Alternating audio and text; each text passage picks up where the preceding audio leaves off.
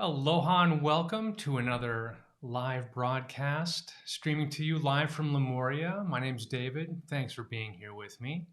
Today I wanted to talk a little bit about DNA and more specifically about Lemurian DNA.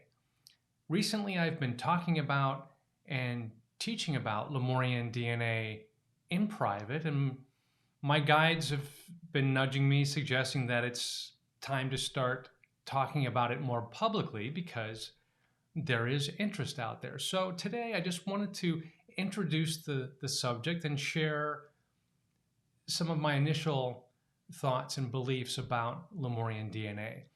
As always, when I'm talking about all things Lemurian, I'm not trying to convince you of anything. I'm not trying to talk you into anything. I'm simply sharing my understandings from my own work with my guides and councils, but also my own experience in doing Lemurian healing, teaching Lemurian healing. So here are just some basic basic ideas about Lemurian DNA. And before we talk about Lemurian DNA, I just want to talk for a moment about regular physical DNA.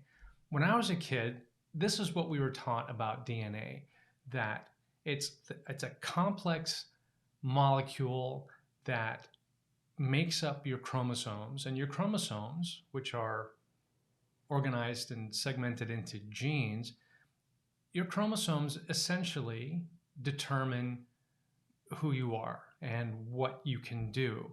And so the sense, when I remember being taught this, the sense was, okay, your DNA controls everything and you are limited by your DNA. And that was a long time ago. Thankfully, biological science and research has come a long way. And now we understand that what used to be called junk DNA, just because scientists had no idea what function these huge pieces of DNA had, we now understand that parts of our DNA, genes, are being turned on and off primarily by the vibration of our thoughts and emotions. So more so than what you eat or your environment, the energy of your thoughts, the vibration of your emotions affect your DNA more than anything. So you've been turning on and off parts of your DNA your entire life without being conscious of it. Now, in Lemurian times, we didn't talk about the chemical substance or the molecules that made up this information, which is stored in each and every cell in your body. We simply refer to it as your codes or your potential, knowing that this is potential that you brought with you into this lifetime. So here's my favorite analogy. And for those of you that have been watching me or working with me for a while, you know I love my analogies. Imagine that you're packing for a long vacation. Let's say you're packing for a month-long trip to come here to Hawaii. Well, looking at all the things that you want to do during this trip, during this vacation, you would pack what you think you might need.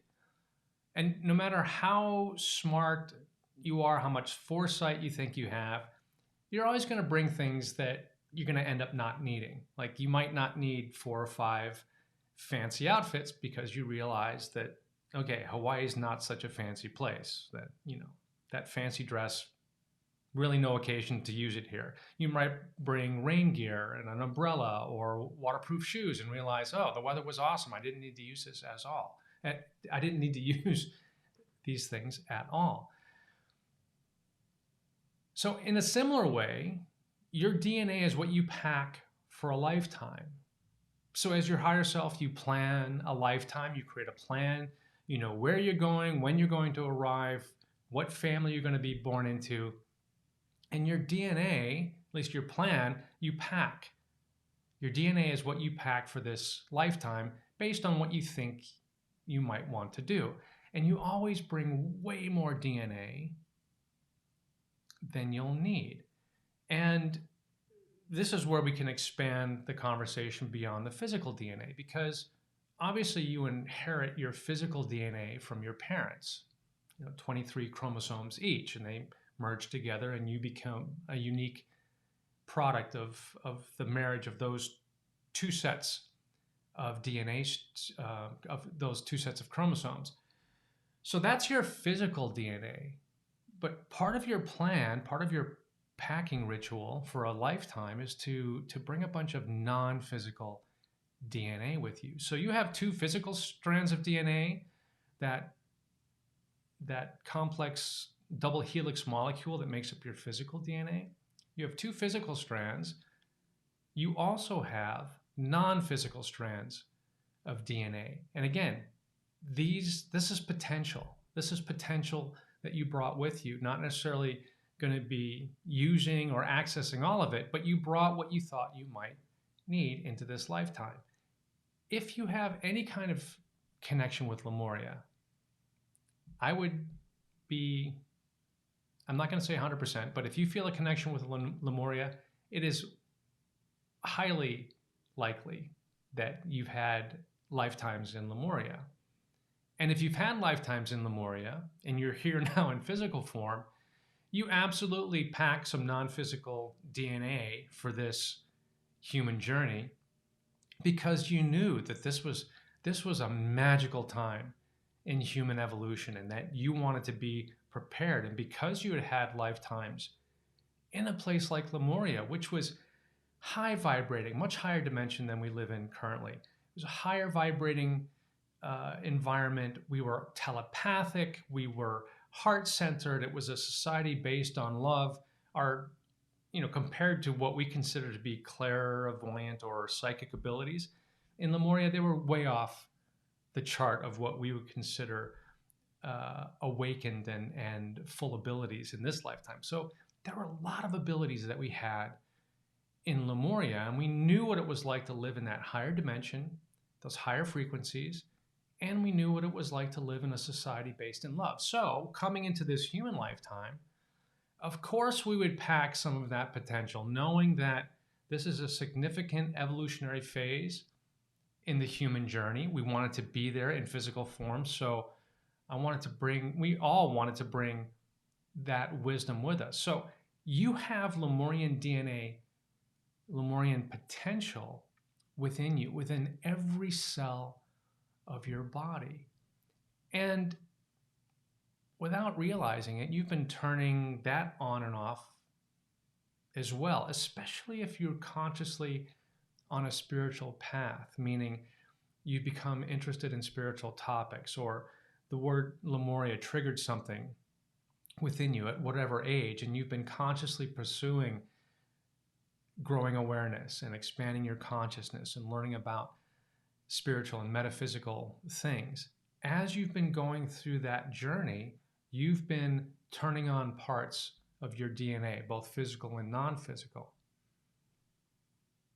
But once you understand and recognize that you have this Lemurian wisdom within you, you can start consciously working with it.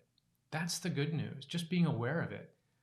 So you think about the abilities and capabilities and wisdom and knowledge that you gathered during your Lemurian lifetimes, whether that was for healing or shape-shifting or flying or interacting with crystals or the non-physical realms, whatever it is, whatever you can imagine or remember about your experience in Lemuria, you've brought a lot of that potential with you into this lifetime. And just knowing it's there, you can start to talk to your cells, talk to your DNA, interact with your higher self in meditation and say, okay, help me understand what I brought with you. What did I pack to bring with me into this lifetime that I can access and use.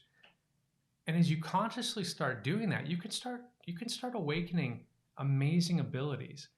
And I was sharing this with someone, actually a small group over the weekend, that one of the symptoms, I'm going to say it's a symptoms, but no, one of the indications that you are awakening this non-physical DNA is as you grow and learn spiritually, you become less and less dependent on getting information outside of you.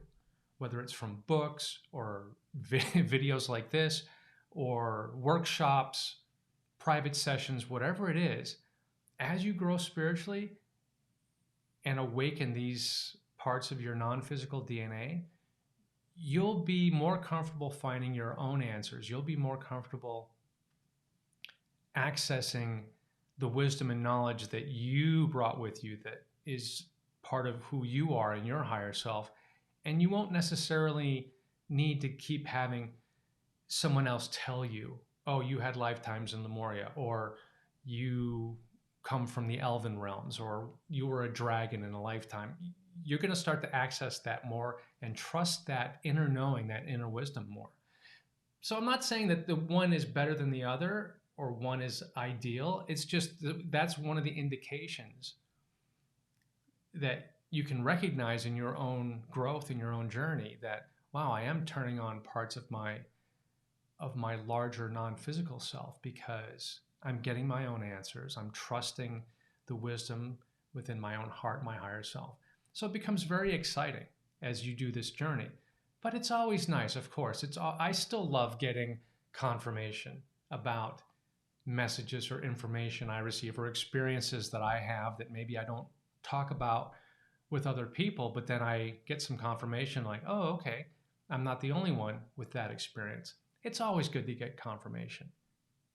It's also good to know that you're becoming a sovereign being in the sense that you can trust your own light and your own wisdom and everything that you've gathered over a myriad of lifetimes in all sorts of star systems and dimensions and situations.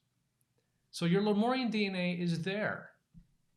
You can access it, you can talk to it, and you can start to discover what you packed for this awesome human vacation. Those are the basic ideas I wanted to share today. I would love to hear from you.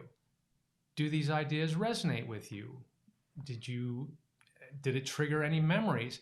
Do you have any questions? I would love to hear from you in the comments below, because if this is something that more and more people are interested in, then I would happily explore this in more detail and talk about it more. But until next time, my friends, thank you so much for spending this time with me. From my heart, I send you my love and bright blessings from Lemuria, and I look forward to seeing you next time. Aloha.